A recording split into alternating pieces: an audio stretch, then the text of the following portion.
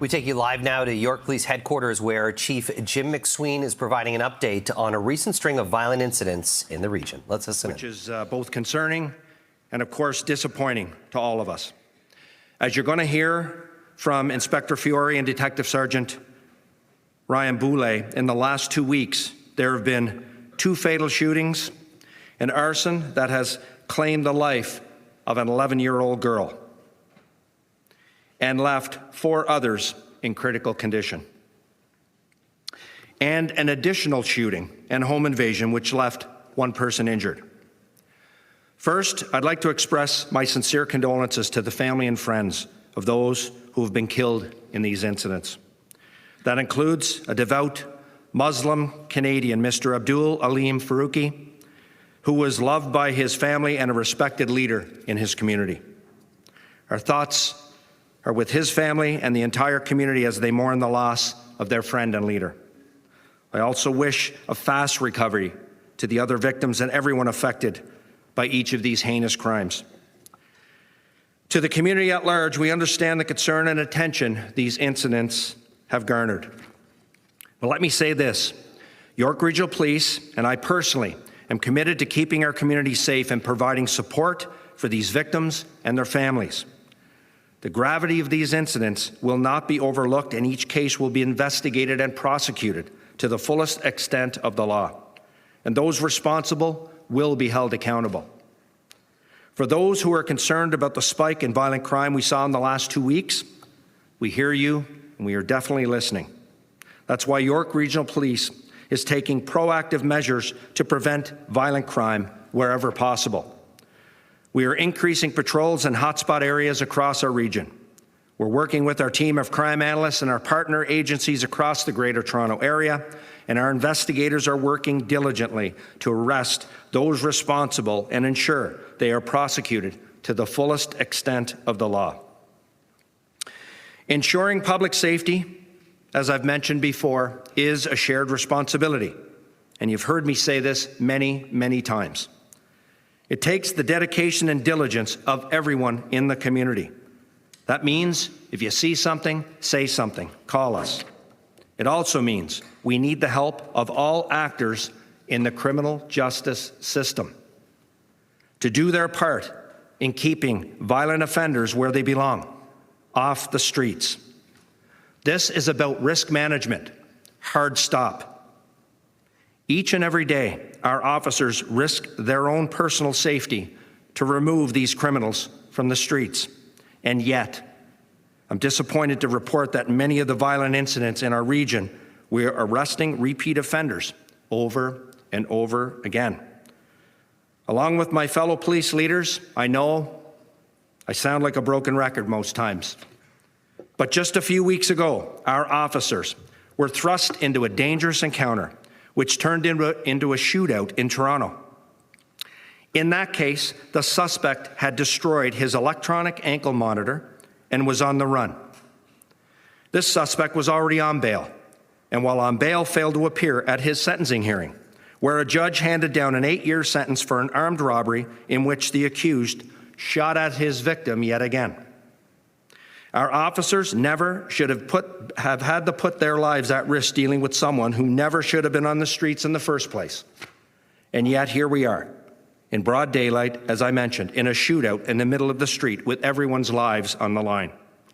This is completely unacceptable. Something has to change.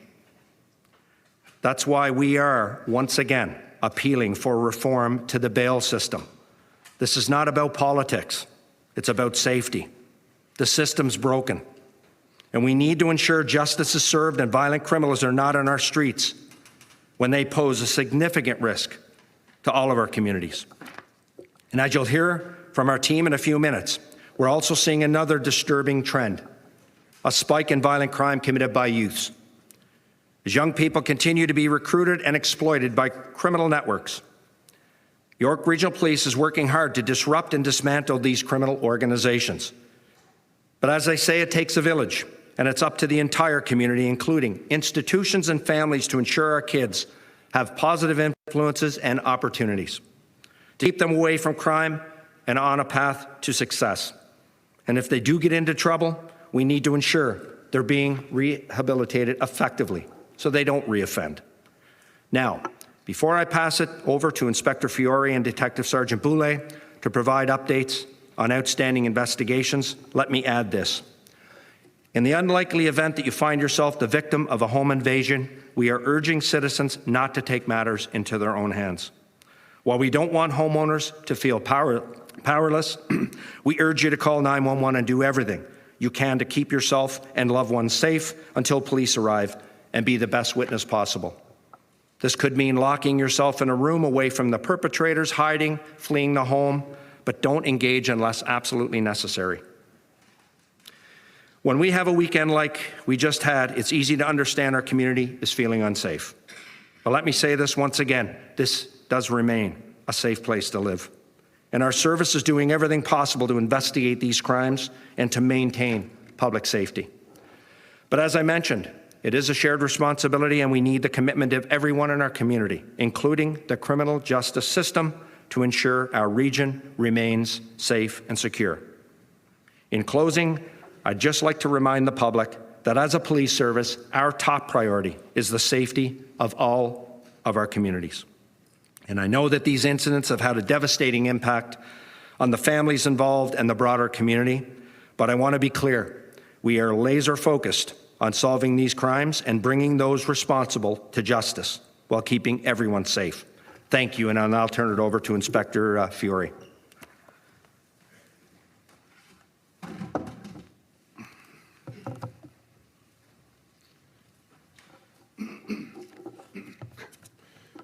Thank you, Chief. Good morning. I will be providing an investigative update on 3 recent homicides which have occurred in the past 8 days in York Region. The first incident I will be updating you on is the homicide of Abdul Alim Farouki. On Sunday, August 31st at 12:53 a.m., York Regional Police officers responded to a reported home invasion at a residence near Andretta Drive in Barron Street in the city of Vaughan. Officers arrived and located a male victim inside the home suffering from trauma. Despite life-saving efforts, he was pronounced deceased at the scene. The victim was identified as Abdul Alim Farouki, 46 years of age, of the city of Vaughan. Investigators confirmed that at least 3 male suspects were involved. The suspects forced entry through a rear door of the residence, with one suspect carrying a firearm. When Mr. Farouki confronted them, he was fatally shot.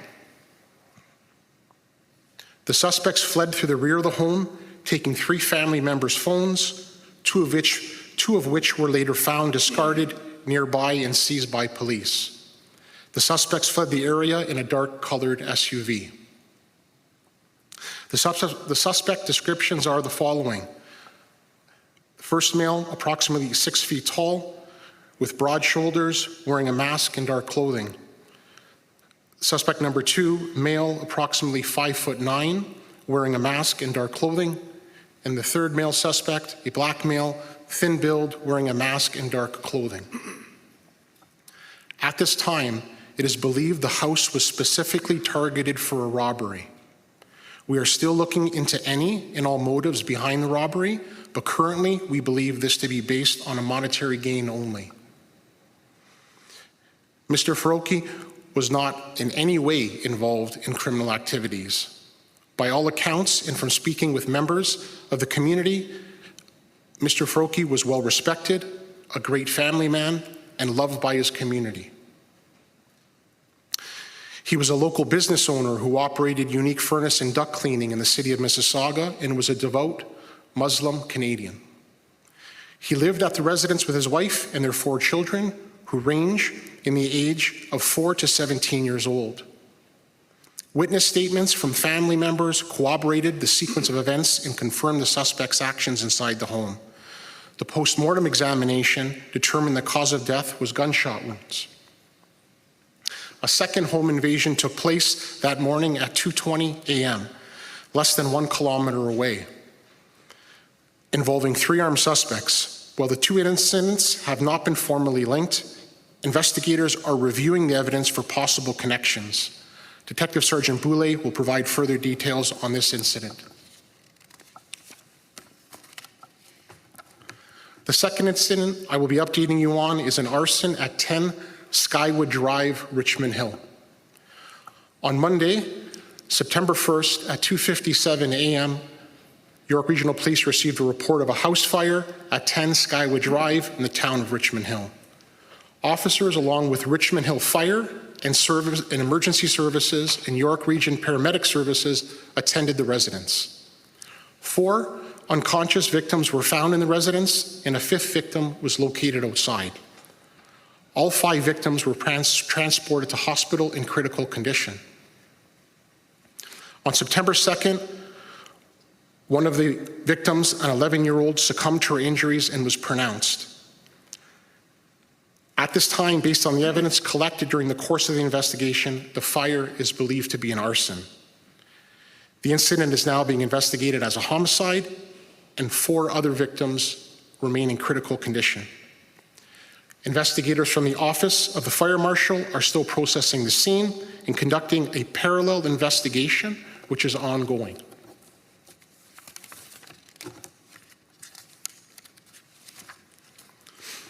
The third and final incident I will be updating you on is the homicide of Devane Donald Francis.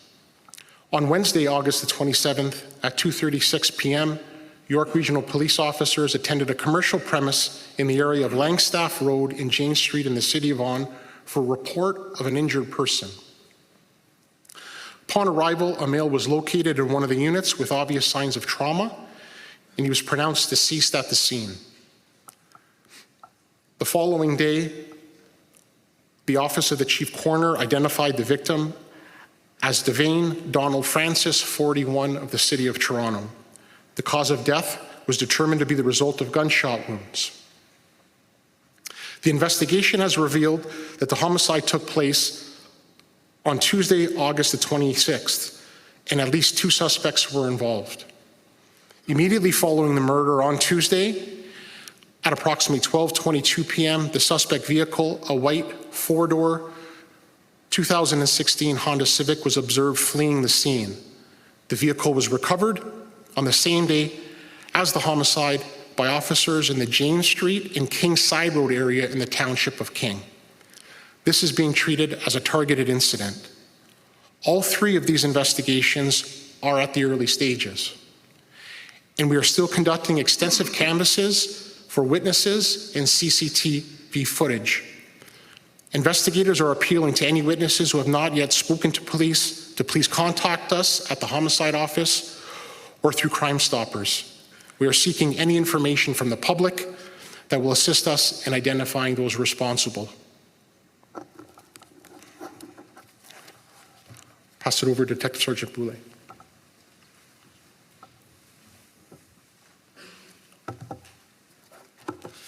Thanks, Inspector. Thank you, Chief. Detective Sergeant Boulay of our hold-up unit. I'm going to provide 2 updates in relation to 2 recent home invasions that occurred in the region of York. The first one being on August 31st in the area of Major Mackenzie Drive and Highway 27. At approximately 2:20 a.m., 3 suspects forced entry into the residence by smashing the glass out of the front door. At the time of the incident, 2 adults and 2 children, aged 6 and 9, were within the residence. At least one of those suspects was armed with a firearm. Shortly after entering the residence, the suspects fled to an awaiting vehicle being operated by a 4th suspect. We believe that vehicle to be a dark-colored SUV, possibly a Ford Edge. The suspects are all described as males who are wearing masks and gloves. You're about to see a video of the incident transpiring as the suspects enter that residence.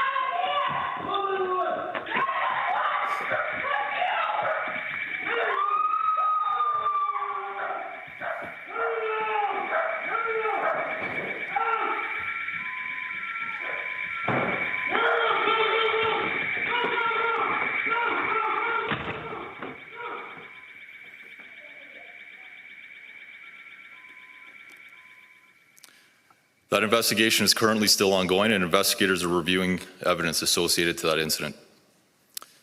The second incident I'm going to discuss occurred on September 1st in the area of Hepburn Street and Ashgrove Road in the city of Markham. This incident involves a kidnapping that occurred on the morning of Monday, September 1st, which was then followed by an armed home invasion, which resulted in one victim being shot. The following sequence of events are believed to be what transpired leading up to the shooting. At approximately 8 a.m., a 29-year-old female victim was operating her vehicle in the city of Markham when she was intentionally struck by one of two suspect vehicles in the area of McCowan Road and 407. Not realizing this was an intentional incident, the victim stopped her vehicle, exited to inspect the damage, at which point the second suspect vehicle, believed to be an older model brown or gray van, drove up next to her and forced her into the vehicle and restrained her. Following the kidnapping, 5 suspects attended the victim's residence in Markham, where an armed home invasion occurred. During that incident, a 54-year-old male was shot. He will survive. Uniformed officers arrived at the residence while the incident was still unfolding and ultimately arrested 4 suspects. The 5th suspect managed to flee on foot away from the residence and has not been located. Shortly after the arrest, investigators were made aware that the female victim who had been kidnapped was located in the area of Tapscott Road and Melford Drive in the city of Toronto. Her vehicle was also located in this area.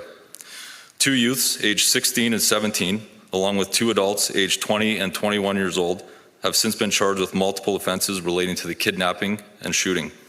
The 16-year-old youth was on a previous release order for unrelated offenses at the time of this incident.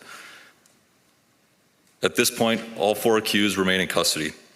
At this point, it is believed that multiple suspects are outstanding, and as such, we are appealing for witnesses to contact our holdup or Crime Stoppers.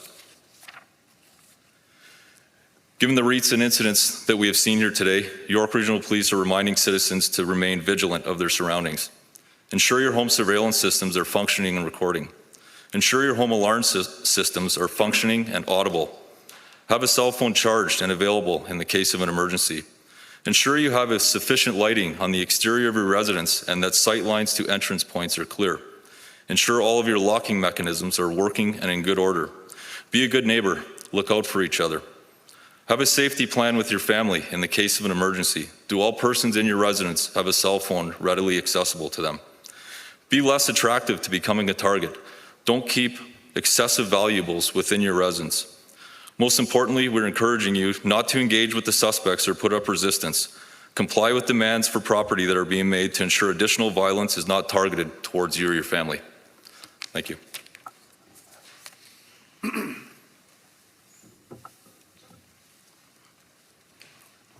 Thank you. We're now going to open it up to questions from the media. We ask that you attend to the microphone on the side here, provide your name, the media outlet you're with, and 1 question and 1 follow-up question, and who that question is directed to. Good morning, Momin Qureshi, 680 News Radio. Chief, I'd like to ask you a question. You just gave some strong advice to people who may be victims of home invasions to not try to, cause any problems, hide, play defense, protect yourself. But over the last couple of weeks, the Premier has been pretty vocal about having the right to defend yourself, to take action. He even went so far as to say he'd rather be judged by a jury of his 12 peers than carried out by 6 people. I mean, this is contrary to what you're saying. Do you have any concerns about the fact that the Premier is saying you should stand up for yourself and you should defend yourself? No, I have no concerns. The Premier can make his own statement and his own mind up about that. What I would say is, as a police service, we'll follow the laws as they're written. If the laws change, we'll change with the laws. But as it stands, we know the best defense for most people is to comply. As you've just heard, a number of safety recommendations will allow for those that are victimizing members in the community to leave and not harm anyone. It sometimes can fall on deaf ears when members feel like they have to take matters into their own hands. And the only thing I'd say is, if we are going to rely on our community members to take matters into their own hands to solve this problem, we have all failed our community. So I'll leave political comments to the politicians and let them have those conversations. But for now, the laws are written. We'll follow those laws. But I guess you are hoping that people kind of heed your advice more than the premier's here, that if they do find themselves in this situation, that they should do the best they can to kind of stay away from the criminals. And My advice is to rely on our police service, call 911 immediately, and let us take it from there. We see more often than not when people comply that injuries are not happening and people are not victimized in terms of injury, or in this case, unfortunately, we've seen the loss of life in some of these incidents. Sean Lee Thong, CTV News, Toronto. My question's in regard to the home invasion and death of Mr. Faruqi. You made the distinction that he was not the intended target. He was not involved in any criminality. But it was still said that you believe the home was targeted. We spoke to the family yesterday. They took serious exception to that. We also know that there was a second invasion in the same neighborhood an hour and a half later. Can we get any detail as to how you know that this was targeted for monetary value in any way? Yeah, I'll turn it over to Inspector Fiore on the investigation. This investigation, it's like I stated before, it's at its early stages. The motive is still being established. We believe that from the information we've learned that they were in the house for a home invasion and to take valuables, and we're not able to speak any further to those details at this time. It was also said on the day after that there was no threat to public safety, but 2 home invasions in the same neighborhood within 90 minutes of each other. Is there a threat? There seems to be danger that these people are still out there and it could happen to seemingly any home in the neighborhood. Is there a way to draw that line to say why there is no threat to public safety if it's happened twice in the same neighborhood, seemingly at random? Well, basically, when that comes out that there's no threat to public safety, we're under the belief that through our investigations that these are targeted addresses. They're not just random home invasions. Generally, the individuals, the suspects, are going in for a purpose with some type of motive to get whatever they're looking for. So that's why I believe the issue of public safety is broadly out there, that it's not just complete random places. They're targeted addresses. Okay, I just wanted to clarify, so these guys thought something was in there that they were looking for, not just cell phones? Yes. Rahim Ladani, CTV News, also for Inspector Fiore. This question's about the suspected arson. Are police looking for a suspect in this arson, and has an individual been apprehended? And if not, can you provide a description of who you're looking for? This event happened on Monday. It is very early on. It's a very active investigation. At this point in time, we do not have a suspect description. We are working through video, a lot of video. It takes a lot of time, and we're moving through the evidence, witness canvassing, video canvassing. At this moment, we don't have a description of a suspect, and there has been no arrests made.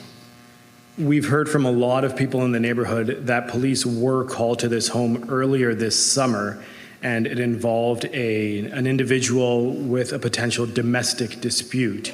Can you confirm that police were at that home earlier this year? I'm not able to discuss that component of the investigation. It is still ongoing and at its infancy.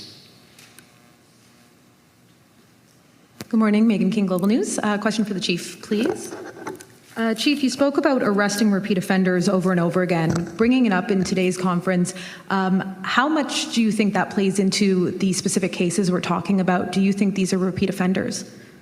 Well, I don't know yet. In some cases, we haven't caught anyone. So, all I can say is that you've seen in many media releases that we've put out, and I've asked our comms team to make sure in every case where we have violent repeat offenders that are arrested over and over again and on bail, that we report that out so the community and the media has a full understanding of when I stand up here time and time again and talk about bail reform or, as I mentioned earlier, the over-reliance on our judiciary on electronic ankle monitors, which we know people are cutting off and absconding, right? They're fleeing.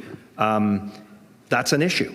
That's a risk management issue. And so when I call on actors in the whole system we need to collaborate and work together on this. This is not going to be solved by further funding. It's not going to be solved by a task force. It's not going to be solved by anything other than the whole system working together and focusing on public safety as a key component and making it victim-centered. So we're focusing on victims and not over-relying on talking about accused people who are actually the ones who are making the choices to victimize our community.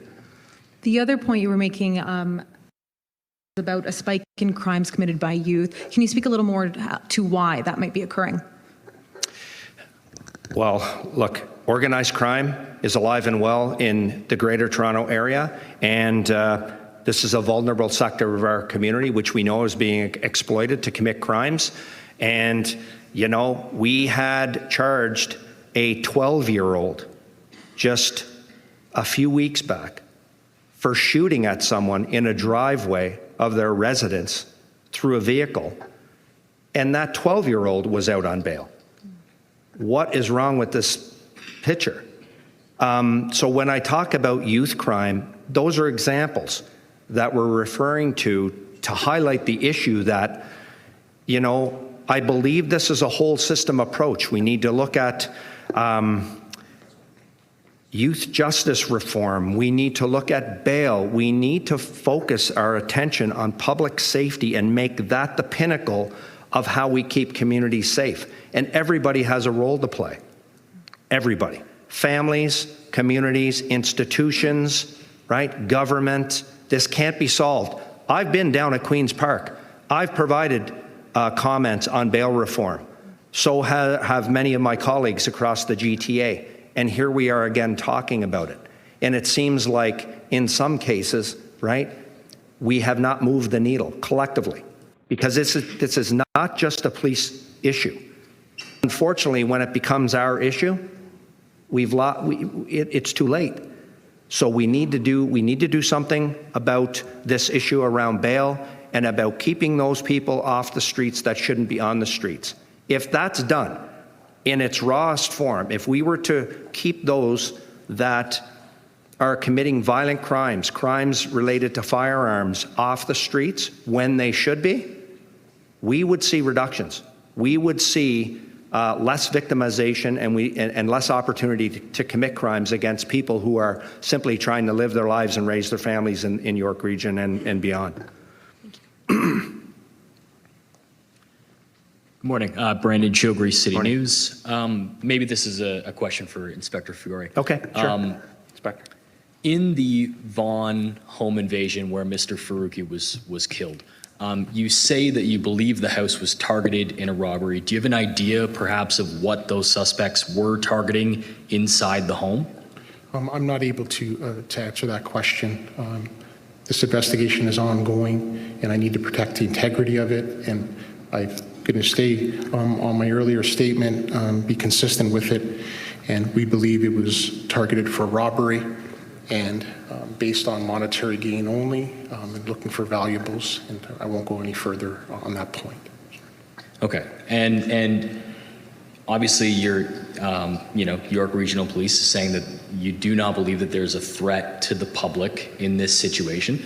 Family friends of Mr. Faruqi that we spoke to who live in the area, even just a street over, they're terrified. They're feeling very afraid right now. And they tell us that, the lights were on in the house, family members were awake. This is a very brazen break-in. How can you tell them that there is no threat to public safety when they're feeling this afraid? I understand where they're coming from. Clearly this is a very traumatic incident. This is something that has changed their lives forever, and I do understand their level of fear. But what the messaging is that these events are targeted.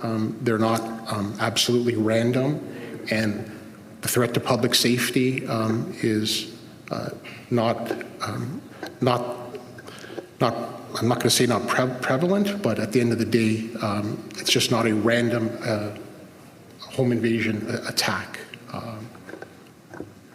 It's a very difficult question to answer.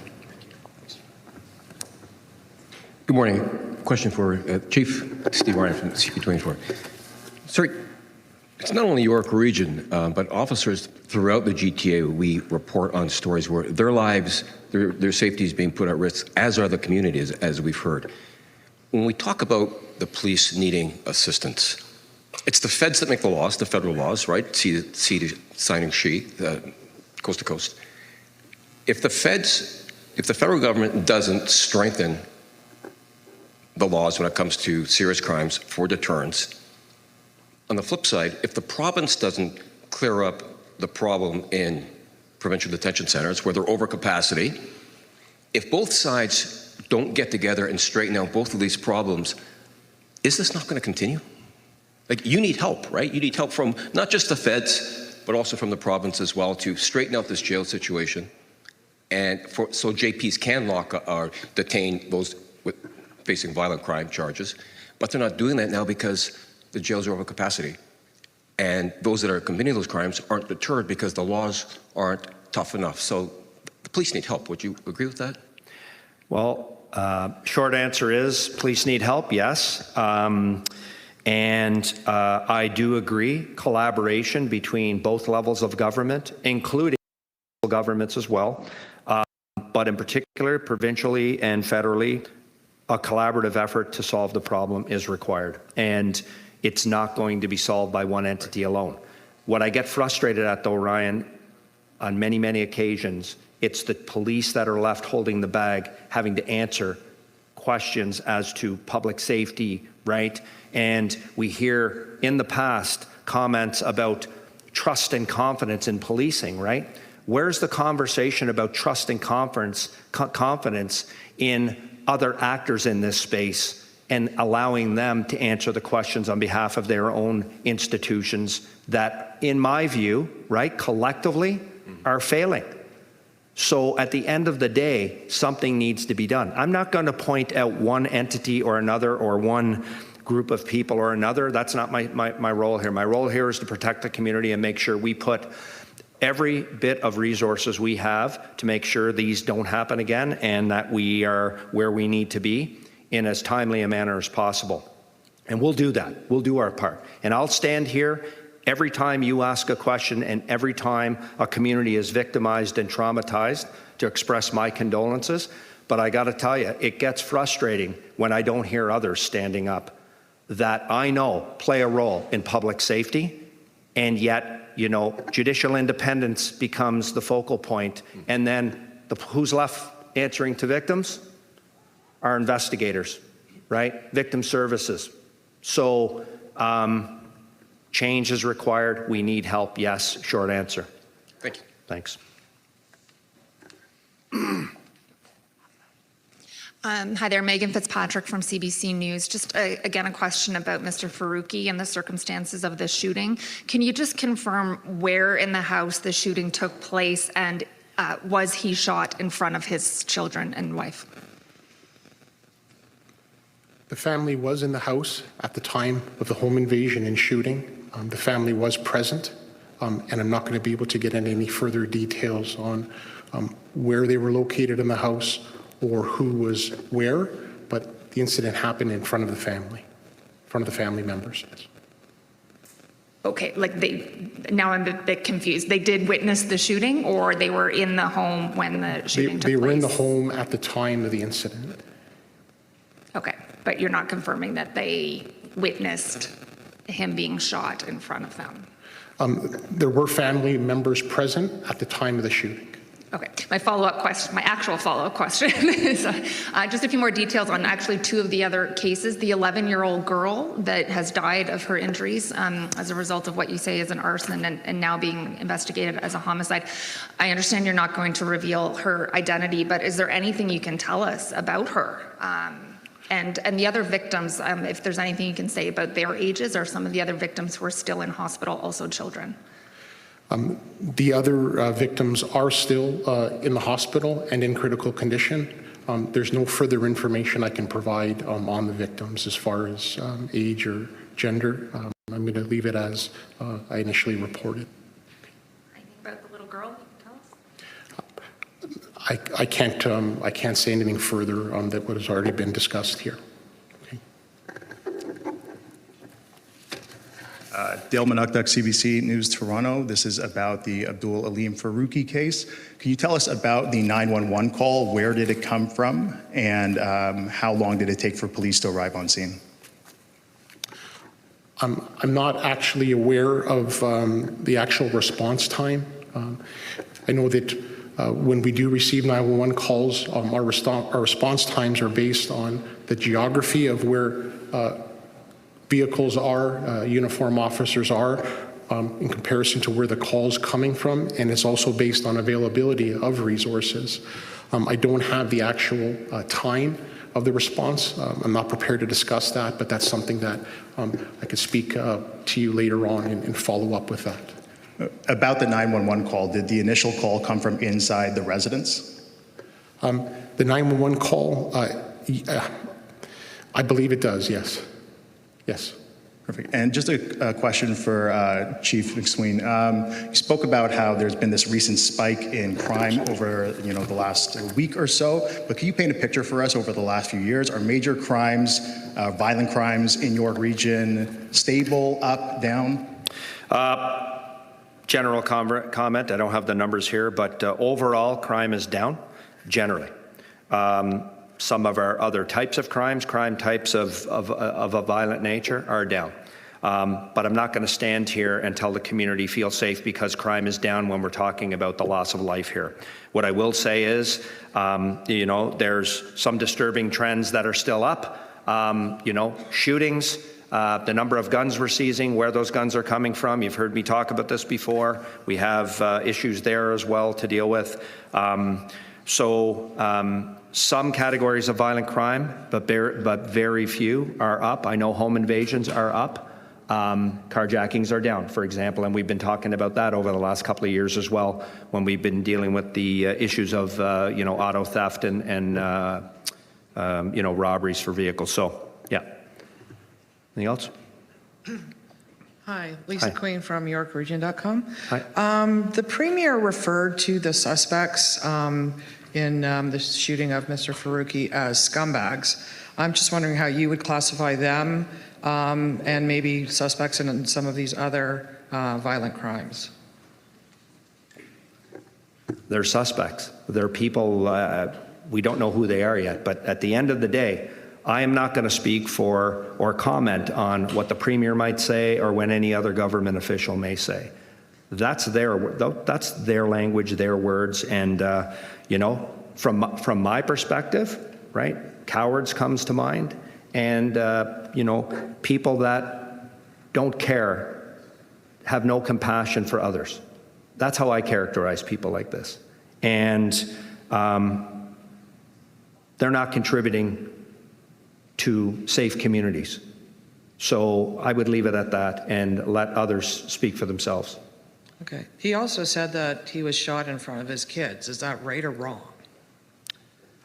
Well, I think the inspector just mentioned that I don't know specifically if the kids were right there when they were in the home. That's close enough for me. Okay, thanks. Okay. Anything else? Okay. That's going to conclude the press conference this morning. There will be one-on-one interviews available after. Quite the press conference we've been listening to at York Police Headquarters involving Chief Jim MacSween, providing an update on just the status of many violent crime investigations, including homicides, arsons, and at the heart of the message from the chief is that they're appealing for bail reform and that, quote, that the system is broken.